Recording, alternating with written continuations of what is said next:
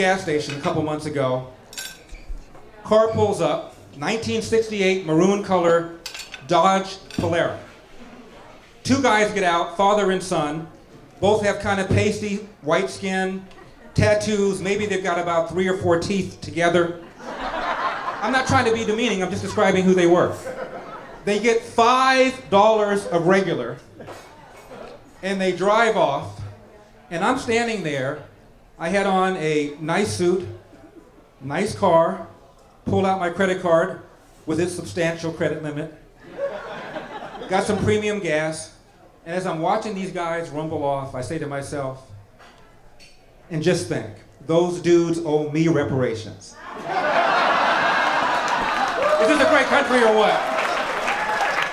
Everybody, work hard, don't assume. It's going to take a long haul. He's going to raise $1 billion. A year from now, the economy is going to be a little bit better. He's going to dump Joe Biden and pick up Hillary for this running mate. Trust me, that's going to happen. So it's going to be difficult. Don't assume anything. Whoever we nominate is going to have flaws, and they're going to be attacked. Let me just say one more thing, if I can, about Herman Cain. Herman Cain's real value is this. 95% of black people voted for Barack Obama. Why? Because black people have been brainwashed, his word, by the Democratic Party to believe that race and racism are the same kinds of issues that they were 25, 50 years ago, and of course they're not. How do we get a black president of the United States if the country is racist? For crying out loud.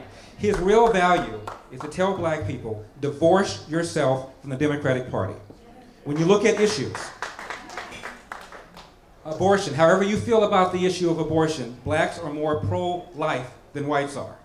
However you feel about the issue of vouchers, inner city black parents want them. Gun control, the people that are hurt most by the inability to get a gun and defend yourself are those living in crime-ridden inner city areas. So if you go issue by issue by issue, once black people drop this notion that racism remains this potent force, and they begin to think of themselves as individuals, these individuals will gravitate towards the Republican Party. 35% of blacks voted for the Republican Party in 1956, within my lifetime. It is doable. And what Herman Cain is doing is telling black people, he's telling black people the truth. He's telling black people not to be victims.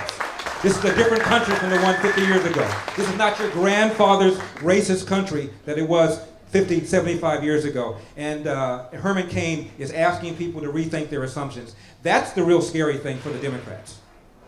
He may not get the nomination, but if you shave that 5, 10, 15, 20 points away from that monolithic black vote at the national level, they cannot win. The Democratic Party has not carried the white vote since 1964. They rely on the almost unanimous black vote, the substantial percentage of Jews who vote for the Democratic Party. They cannot win if black people stop thinking of themselves as victims. That's Herman Cain's real value.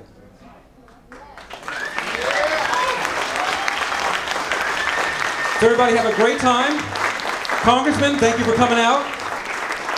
Nice to meet you. Give them steel. God bless you all for having me, and God bless the United States of America.